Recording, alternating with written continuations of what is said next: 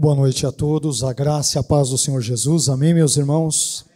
É uma alegria poder revê-los depois de, na verdade, 2 semanas, da outra semana, e agora que nós nos vimos, tirando o contexto do batismo, eu quero agradecer os irmãos por terem orado por nós ali. Pegamos uma gripe um pouco brava, mas que afetou muito a nossa garganta e assim por diante. Eu tive alguns problemas até nos olhos também, mas graças a Deus que o Senhor graciosamente, bondosamente, como sempre, nos abençoou, não somente a mim, com certeza, a sua vida também, e é por isso que hoje nós estamos aqui na casa dele e podemos, portanto, ter esse momento, a oportunidade de congregar, de adorar a Deus, de termos comunhão com o nosso Deus e termos comunhão com os nossos irmãos também.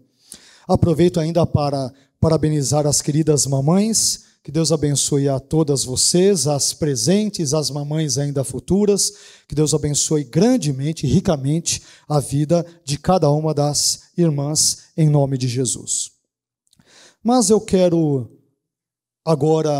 convidá-los para abrirem as suas Bíblias para que meditemos num texto do Antigo Testamento, que é o texto do profeta Daniel. Daniel, capítulo de número 6. Nós vamos ler o capítulo todo, é um capítulo um pouquinho longo, mas creio e espero que com a própria leitura do texto bíblico sejamos abençoados, sejamos instruídos por Deus, abençoados por Ele e pela sua palavra. Livro de Daniel, livro do profeta Daniel, capítulo 6. Vamos lê-lo todo.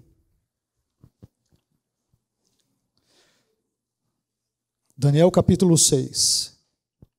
Aqueles que puderem ficar em pé, por favor. Aqueles que não puderem, fiquem assentados mesmo, sem nenhum problema.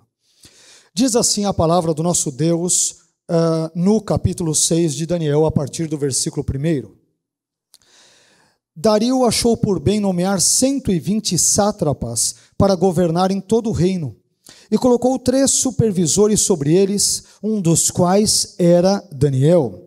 Os sátrapas tinham que prestar contas a eles para que o rei não sofresse nenhuma perda.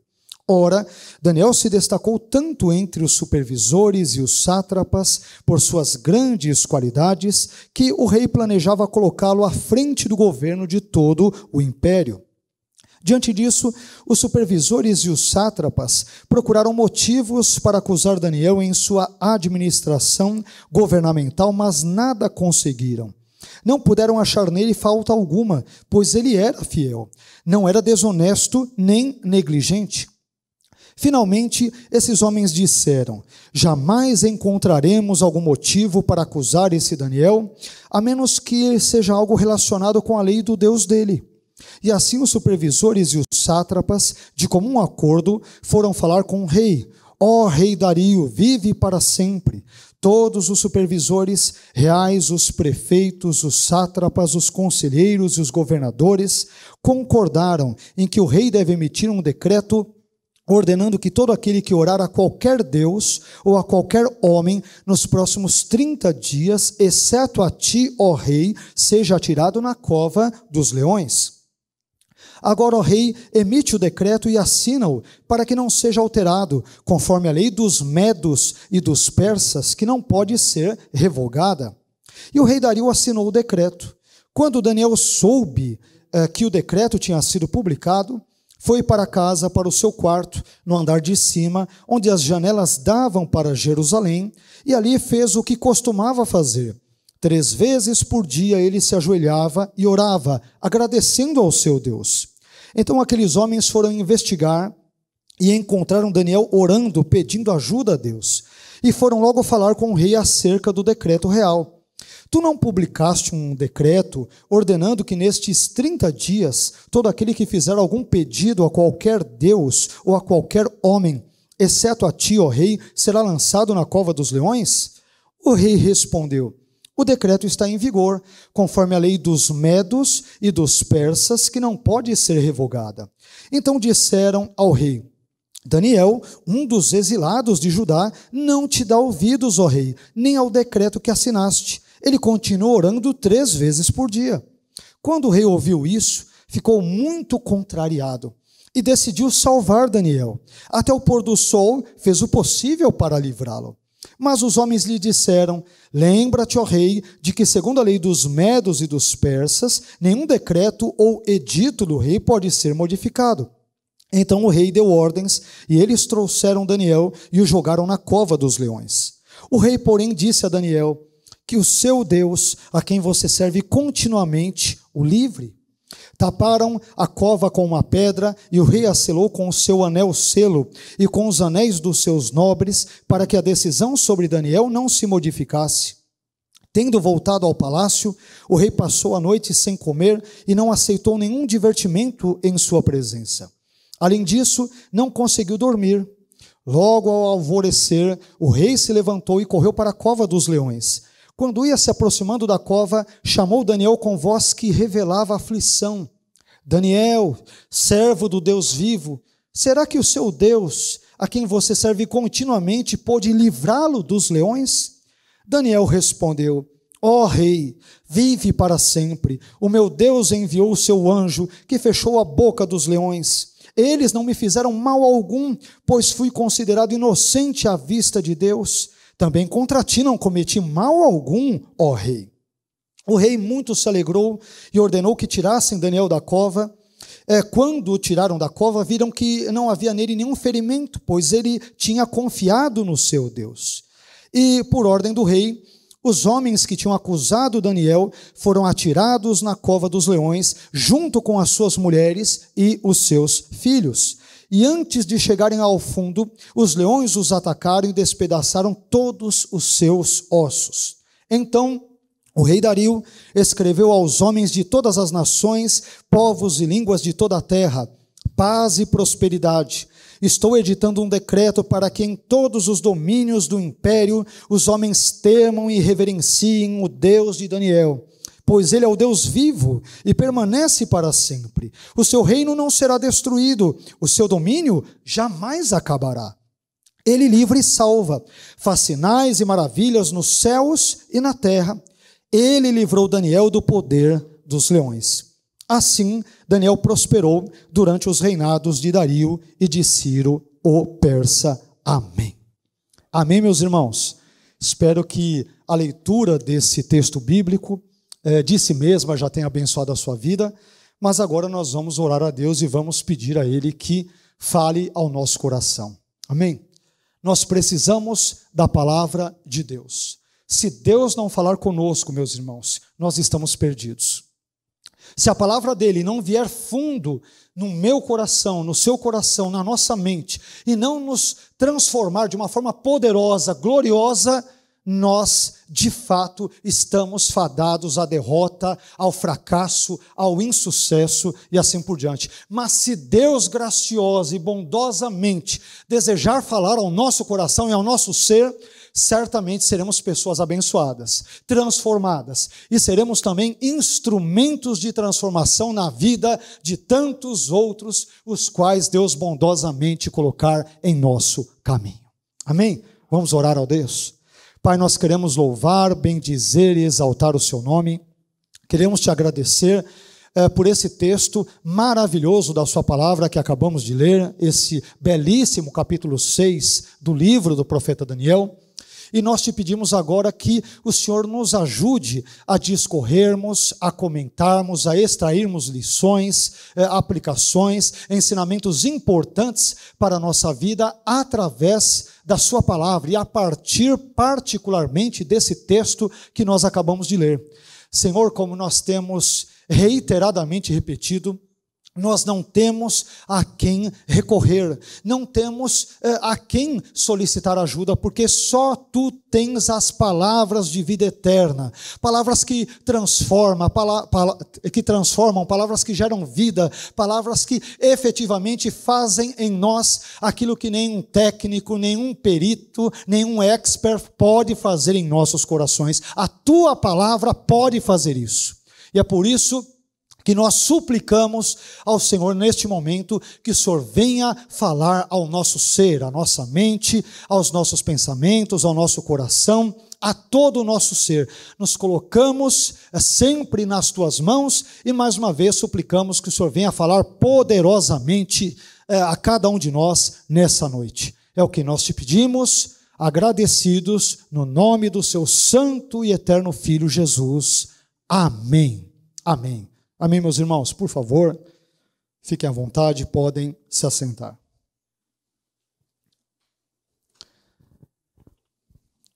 Nós queremos falar na noite de hoje sobre o tema um homem de Deus chamado Daniel. Um homem de Deus chamado Daniel. E antes de entrarmos nesse capítulo 6 em si de Daniel, que é um dos capítulos mais famosos, mais conhecidos do livro do profeta Daniel, visto que ele trata daquele importante tema de Daniel na cova dos leões, eu creio que é importante apenas para efeitos estruturais, só para nós ambientarmos os irmãos de uma forma geral, num contexto literário, bem brevemente falando quanto a esse livro. O livro do profeta Daniel, meus irmãos, ele pode ser dividido de forma muito geral em dois grandes blocos ou seções. No primeiro bloco, que vai dos capítulos 1 ao 6, nós encontramos algumas histórias envolvendo Daniel, envolvendo seus amigos, envolvendo a ameaça de morte que eles experimentam ali no capítulo 3 e uma série de outros eventos e tantos outros eventos. E no segundo bloco, que vai dos capítulos 7 a 12, nós nos deparamos com algumas visões. Os capítulos 7 a 12 de Daniel têm visões que apontam tanto para contextos de impérios mundiais daquela época, ou que surgiriam anos ou séculos depois, como também apontam para uma série de eventos e acontecimentos escatológicos e, portanto, ainda da nossa perspectiva hoje, no século XXI, eventos ainda futuros, eventos que ainda estão por vir, estão ainda por acontecer. E, portanto, o capítulo 6, que nós acabamos de ler, ele encontra-se nesse primeiro bloco ou seção do livro e nos apresentará, portanto, várias histórias e, sobretudo, o capítulo 6 irá nos apresentar essa famosa história, conhecida história sobre Daniel na cova dos leões. As adversidades que ele experimentou por ser justo, por ser uma pessoa íntegra, por ser uma pessoa honesta, bem como o grande, maravilhoso e gracioso livramento, por que não dizer, que Deus lhe conferiu. Este será, em suma, o teor da nossa meditação, da nossa reflexão na noite de hoje, dentro do tema um homem de Deus chamado Daniel.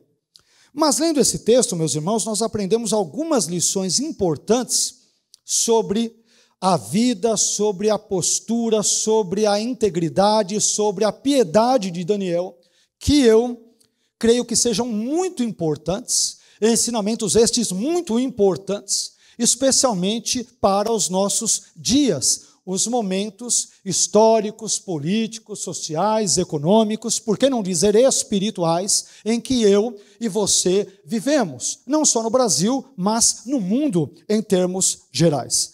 E quando eu leio esse texto, a primeira coisa que eu aprendo, o primeiro elemento que eu descubro, a primeira verdade aprendida nesse texto é a seguinte, sobre este homem de Deus chamado Daniel. Em primeiro lugar, Daniel manteve os seus valores, mesmo depois de assumir uma posição privilegiada no governo de Dario. Esse ponto é absolutamente relevante. Daniel manteve os seus valores, ele os preservou, mesmo depois de assumir uma posição privilegiada, prestigiada, muito prestigiada no governo de Dario o Medo. Onde eu encontro isso? Em Daniel capítulo 6, versículos 1 a 4, que dizem: Dario achou por bem nomear 120 sátrapas para governar em todo o reino, e colocou 3 supervisores sobre eles, um dos quais era Daniel. Os sátrapas tinham que prestar contas a eles, para que o rei não sofresse nenhuma perda. Ora, Daniel se destacou tanto entre os supervisores e os sátrapas por suas qualidades, que o rei planejava colocá-lo à frente do governo de todo o império. Diante disso, o versículo 4, os supervisores e os sátrapas procuravam motivos para acusar Daniel em sua administração governamental, mas não conseguiram. E o versículo 4 termina dizendo: não puderam achar nele falta alguma, pois ele era fiel, não era desonesto nem negligente. Meus irmãos, Daniel, ele era um dos vários judeus que haviam sido levados cativos para a Babilônia durante um contexto de, segundo alguns estudiosos, 4 levas, em 605 a.C., em 597 a.C., em 586 a.C. e 582 a.C. E Daniel é um dos judeus, ou mais precisamente falando, no capítulo 1 de Daniel, ele ainda era jovem, um dos jovens judeus que haviam sido levados para a Babilônia por ocasião da derrota imposta sobre Judá pelo rei Nabucodonosor. Só que quando Daniel fora levado para a Babilônia, ele era um jovem. Existem estudiosos que dirão que ele não tinha ainda nem 20 anos. Lembrando que esta informação, ou informações ainda, além de outras que eu darei, elas não aparecem na Bíblia, não estão explícitas na Bíblia. Mas alguns estudiosos, eles inferem, eles sugerem que a idade, por exemplo, de Daniel era mais ou menos esta. No capítulo 1, ele era jovem.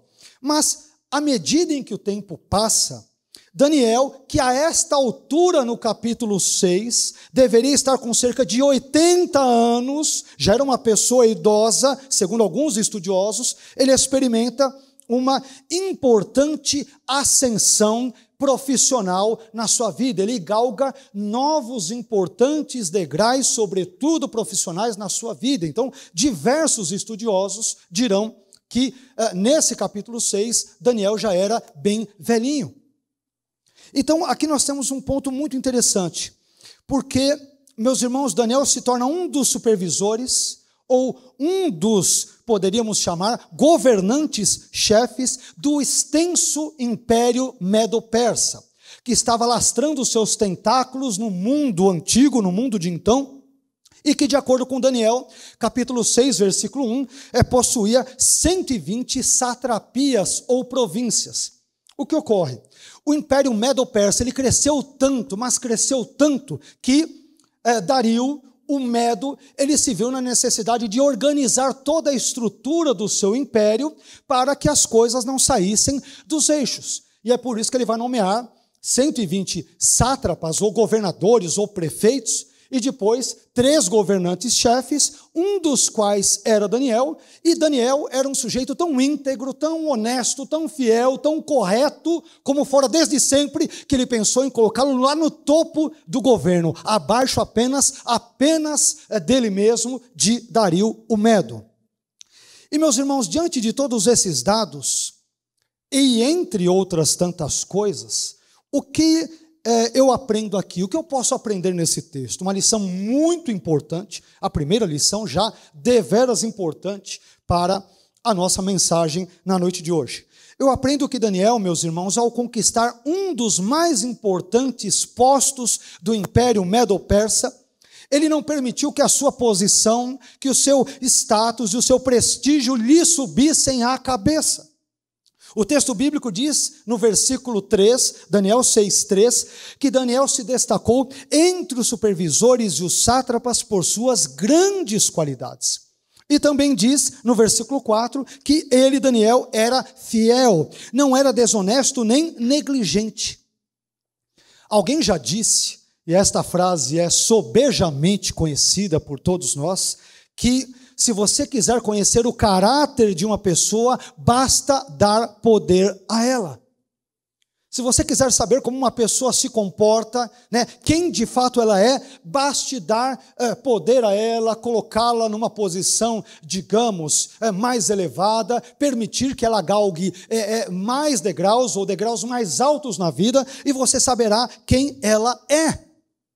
Existem pessoas, meus irmãos, que quando ocupam uma função mais humilde, por exemplo, na igreja, no trabalho ou em alguma outra instituição, seja ela qual for, São pessoas que são atenciosas, são humildes, são prestativas, são simpáticas, apenas temos ali bons predicados para lhes dar. Mas algumas destas mesmas pessoas, quando ascendem ministerialmente ou profissionalmente, elas começam a pisar em outras pessoas, começam a ignorá-las ou começam até mesmo a maltratá-las. O poder subiu-lhes à cabeça. O novo cargo, ele passa a falar mais alto em seus corações. Quantos de nós não conhecemos pessoas assim, ou mais ou menos com essas características? Mas com Daniel, não. Daniel manteve os seus valores, mesmo depois de assumir uma posição privilegiada no governo de Dario. E aqui eu quero te dizer algo simples, mas profundamente importante, meu irmão. Se Deus abençoar a sua vida, e eu espero e oro para que Ele o faça, para que Ele te abençoe, se Ele te der, portanto, um carro melhor, uma casa melhor, um melhor salário, um melhor emprego, por favor, não permita que essas novas realidades subam ao seu coração e te tornem uma pessoa arrogante, fria, exibida e que comece eventualmente a espezinhar as outras pessoas que talvez estejam numa condição social, econômica e assim por diante, menor ou inferior comparando-se com a sua. Continue a ser uma pessoa sempre educada, humilde e temente a Deus, e Deus abençoará a sua vida em nome de Jesus. Quando eu olho para esse texto, meus irmãos, imaginando que Daniel, como vários comentaristas dizem, mais uma vez o texto bíblico não é explícito nisso, mas quando eu imagino que aquele já era uma pessoa de idade, e aquele mesmo Daniel, que entra no contexto da Babilônia no capítulo 1, comprometido com Deus, não quer se contaminar com as iguarias, com os manjares, com os alimentos, com os ídolos, com a idolatria dos babilônios. Quando ele chega com uma certa idade, é o mesmo Daniel, com os mesmos princípios, com os mesmos valores. Há pessoas que se corrompem com o tempo, há pessoas que, porque começam a ganhar um pouco mais, um emprego um pouco melhor, um pouco mais de prestígio, ainda mais talvez nos dias de hoje, onde todo mundo é digital influencer. Hoje as pessoas possuem uma visibilidade que dantes jamais imaginaram em ter. Algumas pessoas começam a se achar as tais. Mas quando eu olho para Daniel, ele é sempre a mesma pessoa, temente a Deus, comprometida com Deus e com os valores do reino de Deus. Ele não permite que os degraus que ele acaba galgando na vida subam à sua cabeça. Ele continua a se ver como um simples servo de Deus e Deus o abençoa devido a esta profunda simplicidade. Isso nos leva a uma segunda lição importante também sobre Daniel. Eu aprendo em segundo lugar, meus irmãos, que Daniel tinha o hábito saudável de orar e agradecer a Deus. Daniel tinha o hábito saudável de orar e agradecer a Deus. Acompanhe comigo, por favor, Daniel capítulo 6 e versículo 10. Quando Daniel soube que o decreto tinha sido publicado, foi para casa, para o seu quarto, no andar de cima, onde as janelas davam para Jerusalém. Preste atenção no final do versículo. E ali fez o que costumava fazer. 3 vezes por dia ele se ajoelhava e orava, agradecendo ao seu Deus. Isso aqui é muito interessante. Daniel, meus irmãos, não começou a orar a Deus só porque descobriu que um decreto ardiloso e injusto que alguns governantes medo-persas haviam tramado contra ele, havia sido assinado, e portanto ele diz, e agora o que eu vou fazer agora? Eu tenho que orar. Daniel não começou a agradecer a Deus porque um sentimento de gratidão súbito brotou de repente, instantaneamente no seu coração. Muito pelo contrário. A Bíblia diz que Daniel fez o que costumava fazer. 3 vezes por dia ele se ajoelhava e orava agradecendo ao seu Deus. Mas infelizmente, nem todos agem como Daniel. Há pessoas que só oram a Deus, só se lembram que Deus existe quando estão passando por verdadeiros apuros. quando perdem um emprego, quando contraem dívidas, quando ficam doentes, quando perdem um ente querido e assim por diante. Outras pessoas, por sua vez, só agradecem a Deus quando algo extraordinário, que elas julgam extraordinário, acontece em suas vidas. Elas não costumam agradecer a Deus, por exemplo, por estarem vivas, por poderem comer e beber, por terem um lar onde morar, por terem saúde e assim por diante. Mas, mais uma vez, meus irmãos, com Daniel as coisas eram bem diferentes. Daniel tinha o hábito saudável de orar e de agradecer a Deus. Ele não era uma pessoa que só orava a Deus em ocasiões especiais, ou que só tinha um coração agradecido em momentos festivos. Nós normalmente agradecemos a Deus, sobretudo naqueles momentos festivos. Quando nasce um filho, glória a Deus. Quando acabamos galgando uma nova posição, uma promoção na empresa, quando ganhamos um aumento e assim por diante. Mas acabamos ignorando o sentimento de gratidão nas questões triviais, comuns do dia a dia.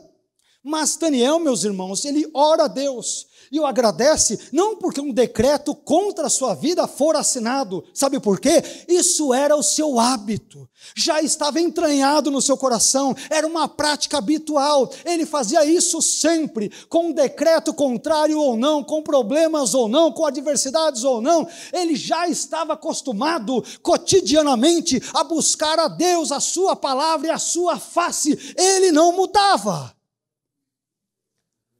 Às vezes oramos a Deus por um conjunto de conveniências, lembramos de buscá-lo quando é conveniente, de agradecê-lo quando idem é conveniente, mas para Daniel, orar e buscar a Deus, agradecê-lo, ler a sua palavra, era um hábito comum.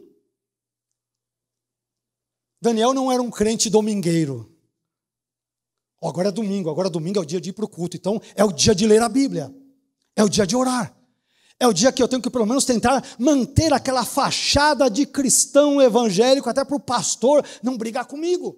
Então eu vou levar minha Bíblia, fazer tudo como manda o figurino, porque é domingo.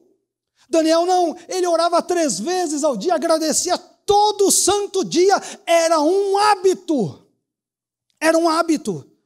E quanto a nós, meus irmãos, será que nós temos o hábito de orar, de agradecer a Deus e de ler e estudar a sua palavra? Ou nós só praticamos estas ações quando julgamos conveniente fazê-lo? Quando que nós fazemos isto?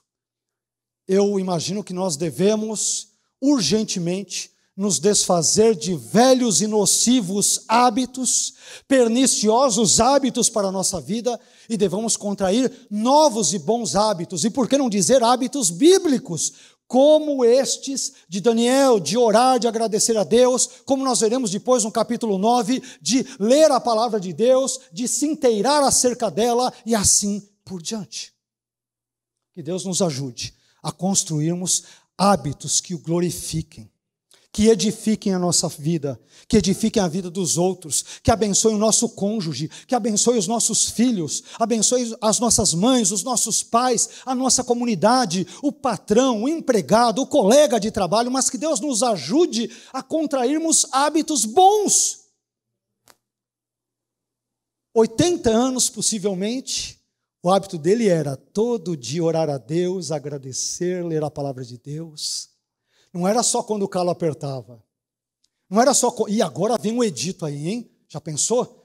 Vai vir aí, de repente, um eventual governo em 2022, queira Deus que não, que vai começar a atrapalhar a vida dos crentes. Agora eu não vou perder um culto e numa vigília, meu irmão. Já era para fazer isso antes. Já era para orar antes, já era para ler a Bíblia antes, já era para se santificar antes, já era para temer a Deus antes. Isso já deveria ser um hábito antes da tribulação e da adversidade, não só quando a tribulação e a adversidade vierem. Era um hábito na vida de Daniel. E é por isso que, em que pese seja um homem finito, pecador, como nós somos, a vida dele tem importantes lições a nos transmitir, a nos ensinar. E é por isso que eu quis compartilhar com vocês esse texto, essa mensagem na noite de hoje. Mas continuando o texto, em terceiro lugar, eu também aprendo que Daniel, em terceiro lugar, ele descobriu que a sua fidelidade a Deus lhe custaria caro. Daniel descobriu que a sua fidelidade a Deus lhe custaria caro. Vejamos o que diz Daniel 6, versículo 16, parte A, que diz: Então o rei Dario, o Medo, deu ordens, e eles trouxeram Daniel e o jogaram na cova dos leões. Ao orar ao Deus de Israel, em um espaço de 30 dias, em vez de orar ao rei Dario, que havia sido promovido, digamos, ao status de Deus, entre aspas, durante um mês, Daniel ele acabou descumprindo o decreto real que proibia essa atitude e que não podia ser revogado, e por isso ele foi lançado à cova dos leões. Alguns estudiosos dizem que um dos hobbies dos reis na antiguidade, sobretudo no contexto do Antigo Oriente Próximo, era a caça de leões. E muitos desses leões ali caçados, vários deles eram mortos, outros eram levados e colocados nessas covas, espécies de jaulas improvisadas, e funcionavam como troféus desses reis. E sobretudo os seus inimigos, aqueles com quem eles tinham algumas rusgas ou alguns desafetos, vamos assim dizer, acabavam finalmente, infelizmente, conhecendo pessoalmente esse mini zoológico leonino que vários reis ali tinham, como foi, por exemplo, o caso de Daniel, mas o caso de Daniel foi mais a contragosto, porque o rei Dario era afeiçoado a ele, gostava dele, mas a sua vaidade pessoal do rei Dario é que fez com que ele decretasse ali um edito, um decreto tão absurdo como aquele. Então a vaidade dele é que acabou traindo e prejudicando a vida de Daniel. Porque alguns ali, governantes do contexto da Média e da Pérsia, eles tiveram uma estratégia muito inteligente, maligna, é verdade, mas muito inteligente para os seus propósitos maus. Qual foi? Os sátrapas, governantes, vamos fazer o seguinte, vamos deixar o rei Dario, esse rei Medo, se sentir o tal, a última bolachinha do pacote? Vamos ludibriá-lo para que ele crie um edito onde ele mesmo seja Deus durante 30 dias.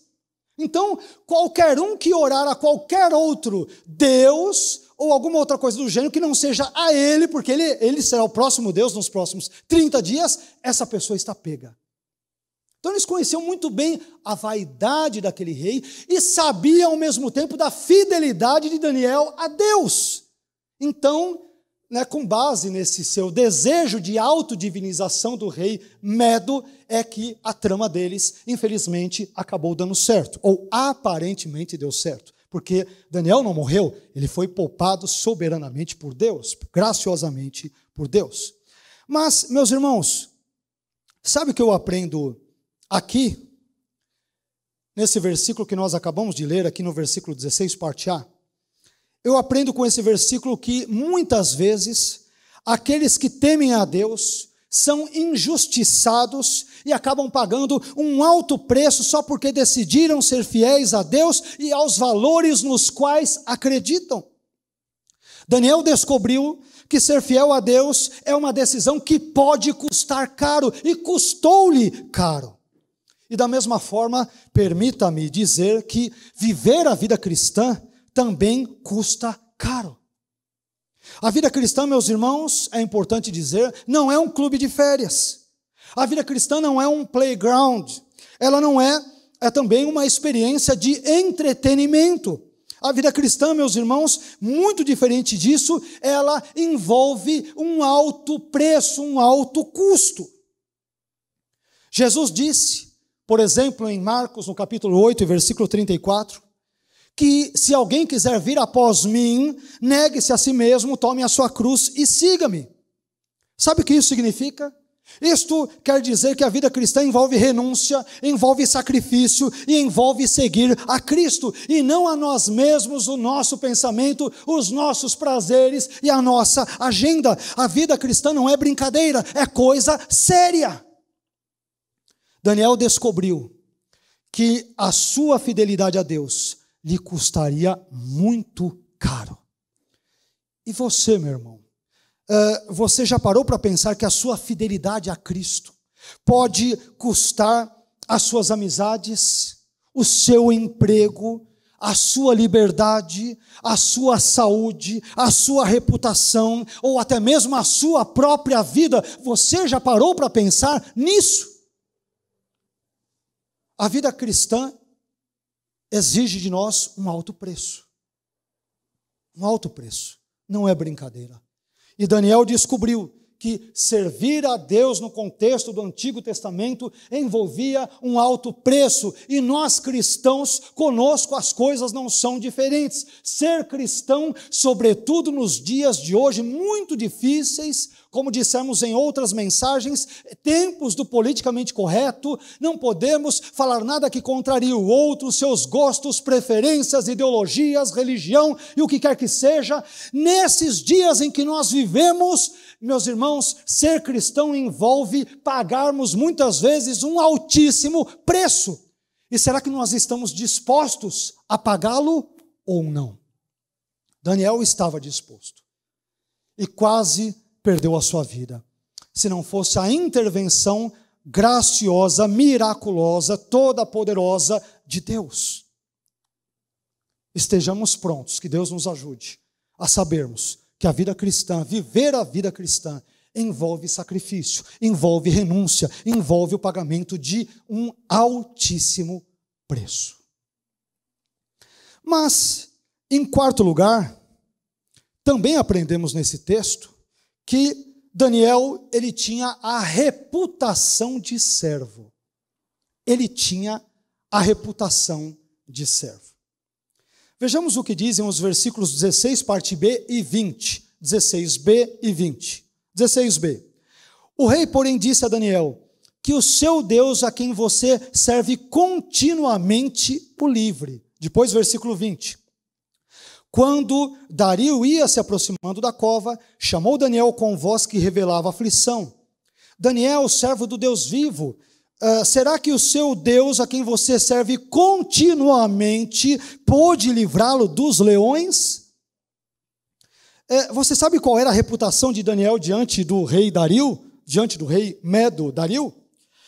Dario enxergava Daniel como alguém que servia continuamente a Deus. Quando alguém falava sobre Daniel, quando Dario pensava sobre Daniel, o primeiro pensamento que vinha à mente dele é: esse é um homem que serve continuamente o Deus dele.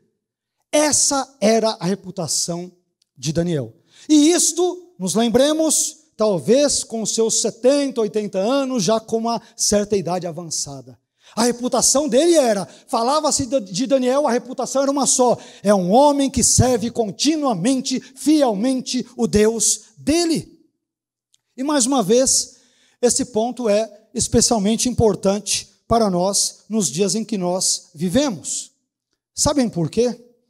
Porque existem crentes que, infelizmente, possuem uma péssima reputação diante dos ímpios. Não é isso?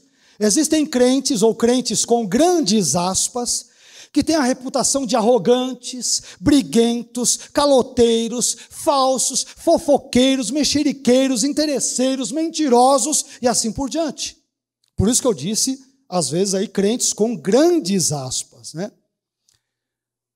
Paulo disse algo que me deixa muito preocupado em Romanos, no capítulo 2 e versículo 24.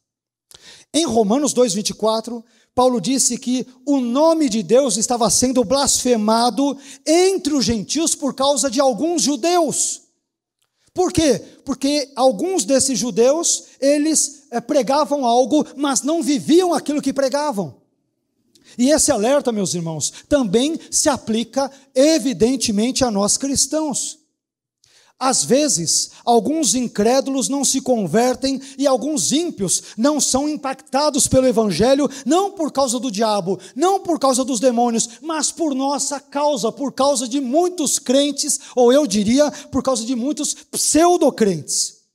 Às vezes, a nossa vida cristã é uma fraude, é uma propaganda enganosa, eu diria, um estelionato espiritual.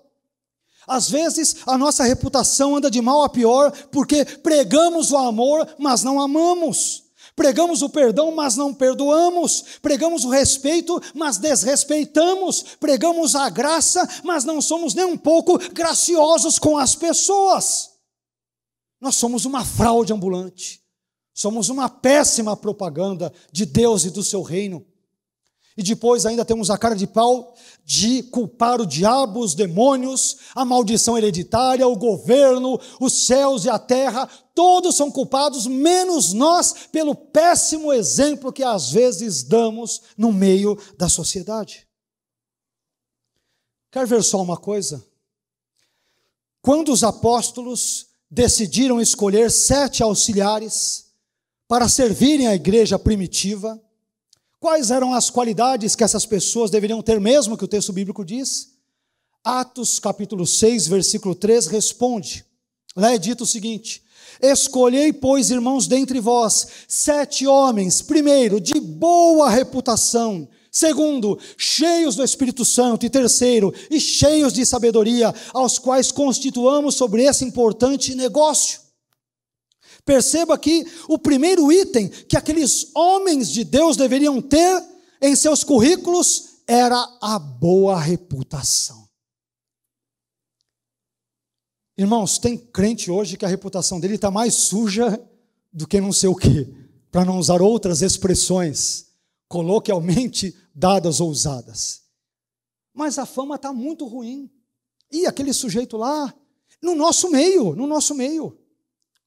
é que tem coisas que nem sempre pastor conta para as ovelhas, para os irmãos. Mas a gente ouve de tudo nesse nosso mundo gospel. Pastores que só vão pregar nas igrejas se ganharem 3, 4, 5 mil ou mais. Esses dias eu ouvia de um aluno sobre um pastor cujo nome não vem aqui ao caso. Ele falou: pastor, posso contar algo que foi uma experiência comigo, com fulano de tal, cujo nome não vou mencionar? Isso ocorreu há alguns anos, e um pastor X foi convidado para pregar numa igreja Y, e quando ele soube o tipo, a marca da companhia aérea que iria levá-lo, ele falou: não, eu não vou com esses tipos de aviões. Tem que ser para mim só primeira classe, senão eu não vou pregar na sua igreja. E quando chegou lá, parece que tudo conspirou para dar errado, e eu diria graças a Deus, porque é aí que você acaba descobrindo quem são as pessoas, Glória a Deus, foi providencial. Quando ele desceu no aeroporto, pensou que um carrão iria recebê-lo, veio uma Kombi. E ainda bem usada, com os problemas, ele olhou e o rapaz falou: pastor, pois não, né? Ele falou: o que é isso? Ele falou: não, é o carro que nós separamos para poder levá-lo à igreja, porque as pessoas querem ouvir, estão sedentas. Ele falou: eu não entro nisso aí de jeito nenhum. Aluguem um carro, peguem um carro melhor, eu não vou me sujeitar a entrar num negócio desses, senão eu não vou pregar. E aqueles irmãos, que é uma lástima, acabaram atendendo o pedido dele. Eu mandaria embora para... Bom, primeiro que eu nunca chamaria. Não chamaria. Não, eu só prego se tanto. Meu irmão, não quero nem conversa com você, por favor, eu quero você longe. Longe. Lobos, mercenários, ladrões. Irmãos, isso é muito triste. É por causa de pessoas assim, entre tantas outras, que me permitam pegar um gancho na fala de Paulo. Muitas vezes o nome de Deus é blasfemado entre os ímpios. Você é crente? Você é como aquelas igrejas que, quando prega em 1 hora, 50 minutos, só fica falando de dinheiro, dinheiro, dinheiro e dinheiro. E se você não der dinheiro, o diabo vai te pegar ali na esquina, vai dar tudo errado na sua vida, você não vai receber aumento, vai furar o seu pneu, vai dar tudo errado na sua vida. Nós nunca vamos pregar isso nessa igreja. A nossa ênfase não é dinheiro, eu sei que o dinheiro é importante, a nossa ênfase é Cristo, é o Evangelho, é a palavra de Deus, é a vida transformada, é o compromisso com Deus, com a sua palavra e o seu reino. Esse é o compromisso, meus irmãos. Escolha entre vocês, irmãos, que tenham boa reputação. Tem pessoas hoje que fogem de igrejas evangélicas como o diabo foge da cruz. A fama dos pastores, meus irmãos, você acha que é fácil ser pastor hoje? É tão ruim. Você já diz que é pastor, o sujeito já te mede, com aquela carinha assim, meio risonha, como quem diz, né, seu danadinho.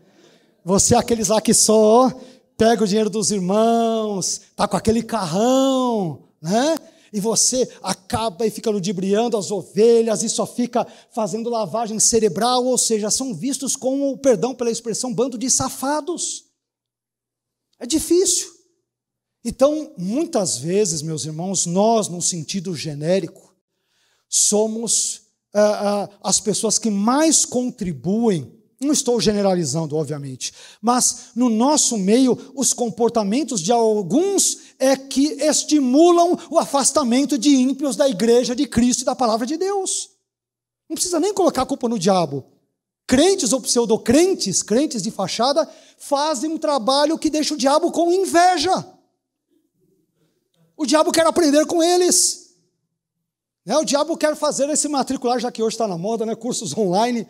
Deixa eu ver se esse crente aí, esse suposto crente, tem um curso legal para eu ludibriar e enganar os outros. Irmãos, quando eu olho para Daniel, eu vejo que ele tinha uma boa reputação, uma reputação de servo. Os sátrapas, os presidentes, os governantes falavam, nós não temos como achar nada errado na vida dele, porque ele é fiel. O próprio rei da Média, quando pensava em Daniel, só vinha um pensamento na cabeça dele. Daniel é alguém que serve continuamente e fielmente o Deus dele. Esse cara é diferente. Ele é diferente. E foi assim desde a juventude, quando foi levado para a Babilônia, e até os seus 80 anos velhinhos, os valores dele não mudaram. Meus irmãos, não é porque todo mundo está pregando politicamente correto que nós devemos rezar na cartilha dessa turma, não. Os nossos valores devem continuar a ser os mesmos, valores bíblicos. É a palavra de Deus quem deve continuar a pautar a nossa vida e norteá-la, não que as pessoas ali fora dizem, acham ou pensam. É a palavra de Deus que deve ser a bússola para a nossa vida cristã cotidiana. Isso nos conduzirá a um quinto ponto. Eu também aprendo, meus irmãos, em quinto lugar, que Daniel, ele possuía um espírito indulgente. Daniel possuía um espírito indulgente. Daniel capítulo 6, versículo 21, quando Daniel é lançado à cova dos leões, fica ali um determinado tempo, o rei perde o sono, na manhã seguinte, já nos primeiros raios da manhã, vai até a cova e pergunta se ele está bem, se Deus de fato conseguiu livrá-lo ou não. A resposta de Daniel, Daniel capítulo 6, versículo 21. Daniel respondeu, ó rei, vive para sempre. Eu disse aqui que Daniel possuía um espírito indulgente, me permita explicar essa palavra. A palavra indulgente, meus irmãos, em termos bem gerais, significa aquele que tem a disposição para desculpar ou perdoar. Uma pessoa que é clemente, uma pessoa que é tolerante, uma pessoa que é mais pacífica. Mas o que essa palavra, afinal de contas, tem a ver com Daniel? Ela tem tudo a ver com ele. Vejam bem, assim que o rei Dario, que era o responsável em última análise pelo lançamento de Daniel na cova dos leões, assim que Dario se aproximou da cova e chamou por Daniel, qual foi a reação de Daniel? Daniel dirigiu-se ao rei com uma forma de tratamento absolutamente reverente e respeitosa. Ele diz, ó rei, vive para sempre. Se Daniel fosse uma pessoa rancorosa, ressentida, vingativa, ele poderia se dirigir ao rei com o conteúdo, eu diria, de um daqueles salmos imprecatórios, como por exemplo o Salmo 55:15, que diz o seguinte, que ele morra e que a terra o engula vivo. Ou Daniel, ele poderia tratar o rei de forma mais ríspida. O que o senhor quer aqui?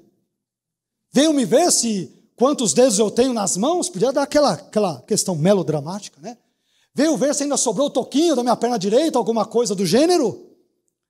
Mas, meus irmãos, graças a Deus, não foi assim que Daniel agiu. Sabe por quê?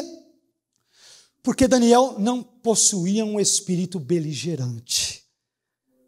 Daniel possuía um espírito indulgente, um espírito perdoador, um espírito pacífico. Não era vingativo, não era briguento, não era amargurado, não era revanchista.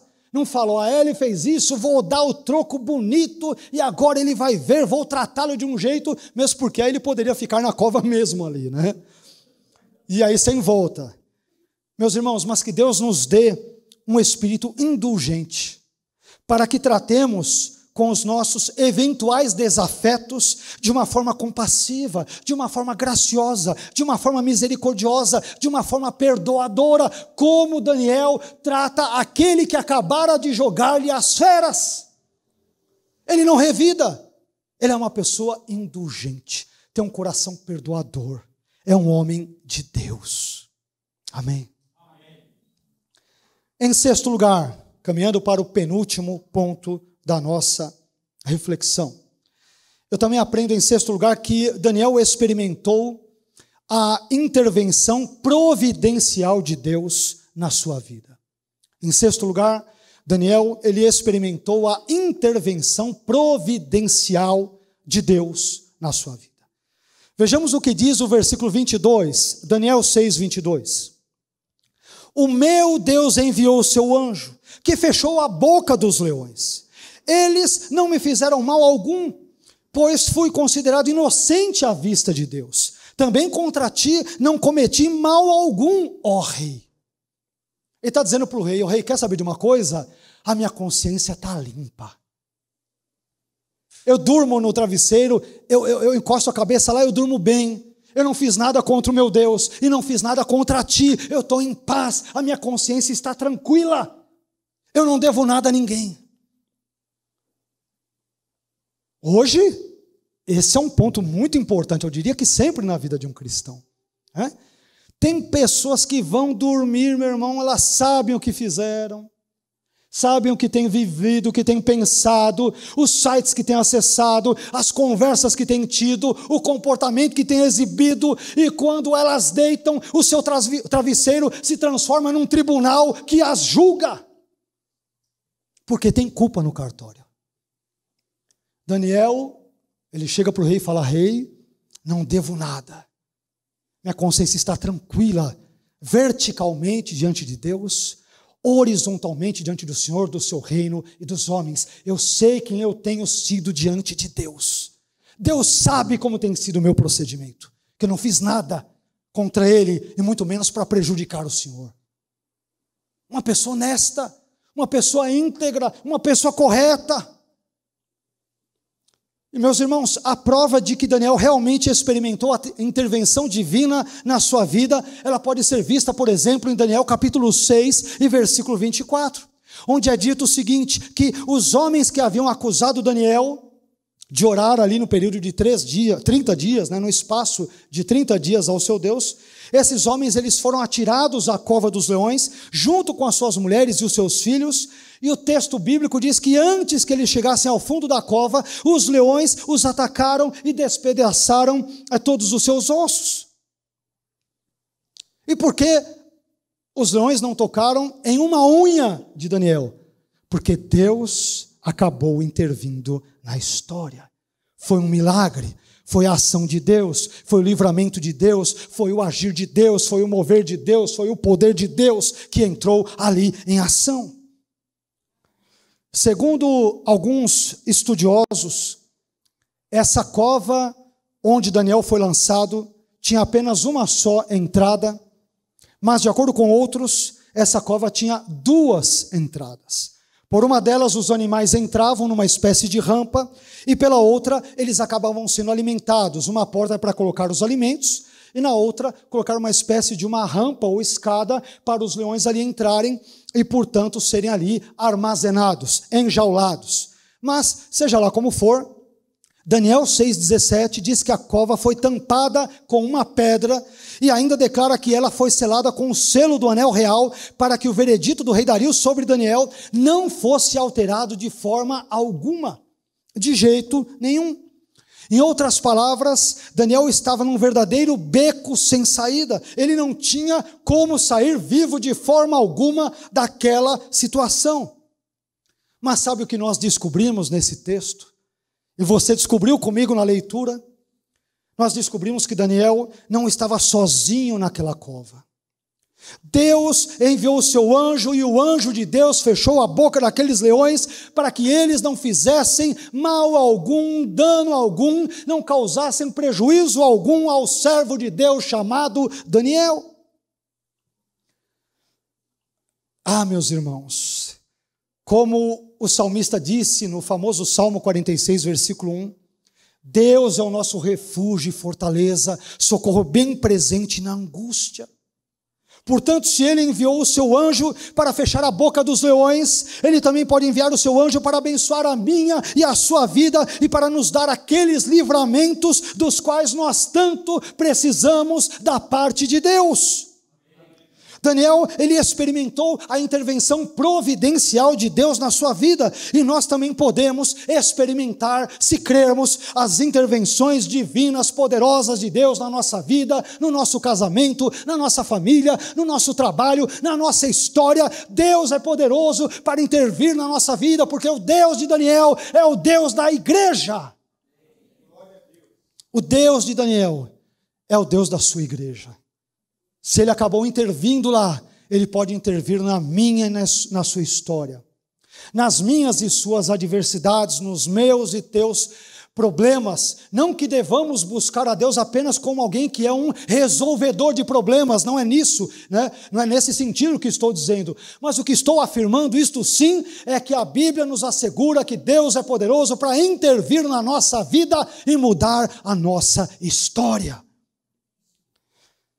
Isso irá nos conduzir, portanto, ao 7º e último ponto da nossa reflexão na noite de hoje. Eu descubro, em 7º e último lugar, que Daniel confiou em Deus em meio às suas adversidades pessoais. Daniel confiou em Deus em meio às suas adversidades pessoais. Vejamos o que diz Daniel 6:23. O rei muito se alegrou e ordenou que tirassem Daniel da cova. Quando o tiraram da cova, viram que não havia nele nenhum ferimento. Por quê? Pois ele tinha confiado no seu Deus. Ou ele crera no seu Deus, de acordo com outras traduções. A ideia aqui de fé, de confiança. Deus guarda Daniel, não porque ele mereça ser guardado. Assim como ele nos abençoa, nos protege, nos dá vida, nos dá suas bênçãos, não porque as mereçamos, porque ele é gracioso. Mas no presente caso, nós temos uma explicação muito importante. Deus guarda Daniel porque, idoso, numa cova escura, com a boca sua tampada, cheio de leões certamente famintos, ele ousa confiar em Deus, apesar das evidências serem totalmente contrárias. Ele ousa confiar em Deus. Meus irmãos, em Hebreus 11:33, o autor da epístola aos Hebreus, provavelmente se referindo a esse episódio bíblico envolvendo Daniel, ele diz que, pela fé, pessoas fecharam a boca dos leões. E quando nós falamos sobre fé e sobre confiança em Deus, eu entendo que o livro de Salmos nos apresenta algumas das mais importantes declarações sobre confiança em Deus que podemos encontrar em toda a Bíblia. Existem vários textos bíblicos que nos falam belíssimas coisas sobre confiar em Deus, mas os Salmos, eu diria que são os grandes campeões sobre palavras de estímulo, sobre a importância de depositarmos a nossa fé e a nossa confiança em Deus. Vejamos alguns breves exemplos. No Salmo 7, versículo 1, por exemplo, o salmista diz: Senhor meu Deus, em ti confio, salva-me de todos os que me perseguem e livra-me. Além disso, O Salmo 16, versículo 1 declara: guarda-me, ó Deus, porque em ti confio. Por fim, o Salmo 25, 2, e poderíamos citar vários outros textos, mas o Salmo 25, 2, nesse texto, o salmista afirma: Deus meu, em ti confio, não me deixes confundido, nem que os meus inimigos triunfem sobre mim. Daniel, meus irmãos, confiou em Deus, em meio às suas adversidades, turbulências, tribulações e angústias pessoais. E nós, eu diria e digo, também devemos fazer o mesmo. Confiemos em Deus, pois Ele é poderoso para nos guardar em meio às adversidades, às dificuldades e às tribulações da vida. Não que Ele tenha obrigação de fazê-lo, não que Ele o fará sempre, mas lendo as Escrituras descobrimos que Deus é poderoso sim para nos guardar, para nos proteger e para nos abençoar. E é nesse Deus, o Deus de Daniel, o Deus da igreja, o meu e o teu Deus, que nós confiamos a nossa vida e tudo que temos e somos nele e para a glória dele. Eu quero concluir essa mensagem recapitulando brevemente que hoje nós aprendemos 7 lições importantes sobre Daniel, em Daniel capítulo 6. 7 importantes lições dentro desse tema, um homem de Deus chamado Daniel. Em primeiro lugar, nós descobrimos que Daniel manteve os seus valores, mesmo depois de assumir uma posição privilegiada no governo de Dario, o rei Medo. Em segundo lugar, Daniel ele tinha um hábito saudável de orar e agradecer a Deus, isto era contínuo, não apenas quando ele tinha problemas, ele costumava orar e agradecer a Deus. Em terceiro lugar, Daniel descobriu que a sua fidelidade a Deus lhe custaria caro. Meus irmãos, servir a Deus custa muito, muito, muito, muito.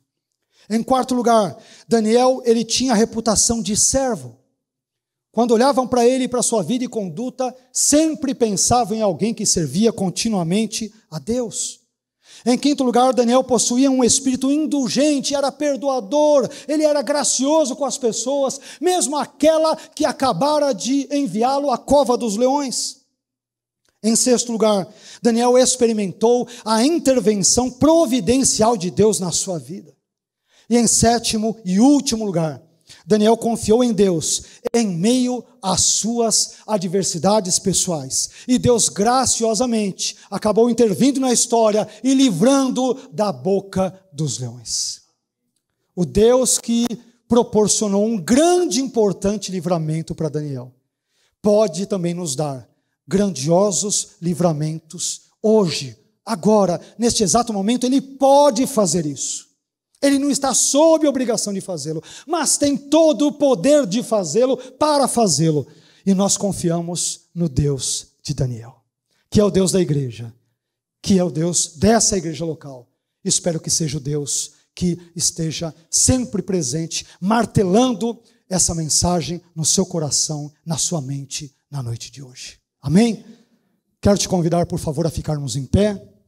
Vamos orar ao nosso Deus, ao Deus de Daniel.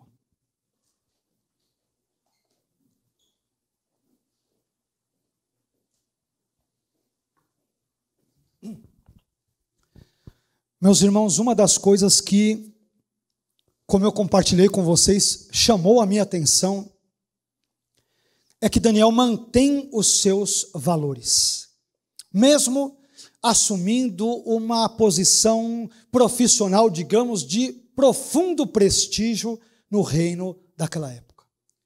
Ele não se corrompeu, ele não seguiu o pragmatismo, não foi atrás de fazer aquilo que dava certo. Ele buscou fazer aquilo que era certo diante de Deus. Meu irmão, não negocie a sua fé, não negocie os seus valores, não negocie Jesus. Não negocie a palavra de Deus. Não negocie a vida eterna. Não troque a vida eterna pelas questões efêmeras deste mundo. Esta é uma lição importantíssima que Daniel nos dá. Daniel tinha hábitos saudáveis, comuns, frequentes, periódicos na sua vida. Não buscava a Deus apenas quando a água batia no pescoço e ele então tinha que nadar porque senão morreria. Era comum a ele buscar a Deus, orar a Deus, agradecer a Deus, ler a palavra de Deus com frequência, era um hábito. Que hábitos, meu irmão, têm estado presentes na sua vida? Que hábitos? Se você quiser saber quem é uma pessoa sobre o seu caráter, é só observar os seus hábitos cotidianos. Nenhum de nós é evidente, é melhor do que quem quer que seja. Somos todos pecadores. Mas que Deus nos ajude, à luz da palavra dele, com a ajuda do Espírito dele, com a graça dele, que Deus nos ajude a construirmos hábitos bíblicos, saudáveis. Não que sejam autodestrutivos, mas que edifiquem a nossa vida. Abençoem a vida das pessoas que conviverem conosco. E, sobretudo, hábitos que glorifiquem a Deus. Amém, meus irmãos? Por favor, guarde essa palavra no seu coração, na sua mente, que ela surta os efeitos que Deus, por meio do seu Espírito, desejar, mas que Deus seja glorificado através da sua e da minha vida. Amém? Em tempos tão difíceis, que Deus nos ajude para que as pessoas, quando olharem para nós, possam ver em nós uma boa reputação. Amém? Diante do nosso mundo tão difícil, o nosso mundo gospel particularmente tão difícil, que Deus nos ajude a termos um comportamento cristão, uma reputação cristã, uma vida cristã que glorifique a Deus e que seja instrumentalizada por Ele para o avanço da sua igreja nesse mundo. Amém? Vamos orar? Senhor, nós queremos bendizer, exaltar e glorificar o seu nome. Queremos te agradecer pela vida do profeta Daniel, por todas essas lições tão preciosas, tão importantes, tão relevantes, tão atuais, Senhor. Apesar de termos lido um trecho de um livro tão antigo, que deve ter ali pelo menos 2.400, 2.500 anos aproximadamente. Ah, Senhor, como as suas lições são tão atuais, são tão contemporâneas, são tão precisas e importantes para nós, exatamente no contexto, no país, na língua em que nós estamos inseridos hoje. Como a sua palavra é atual, como ela é real, como ela diagnostica aquilo que há no nosso coração, ela faz um raio-x da nossa condição humana, das nossas necessidades, medos, carências, valores, e a tua palavra nos orienta a sairmos dos caminhos ruins, maus, e ela nos guia pelo caminho do Senhor, o caminho da vida eterna, o caminho dos valores que te glorificam, do seu reino, e assim por diante, Senhor. Nós queremos te glorificar nessa noite, porque crescemos mais um pouco, alguns centímetros espirituais, um pouco mais eu diria, porque ouvimos a tua voz e te agradecemos porque tu falastes ao nosso coração, falastes ao nosso intelecto, falastes ao nosso ser.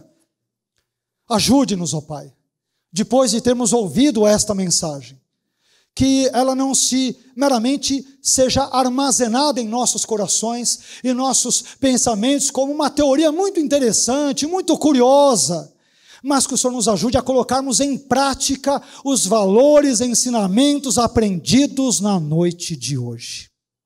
E perdoe-nos por todas as vezes em que nós não buscamos levar a sério a sua palavra e os ensinos nela contidos, nela presentes. Te louvamos, Senhor, te bendizemos e te adoramos. Muito obrigado por aquilo que o Senhor falou ao nosso coração nesta noite. Te bendizemos e suplicamos que o teu Espírito Santo continue a nos guiar ao longo da nossa jornada cristã, hoje e sempre, em nome de Jesus. Amém.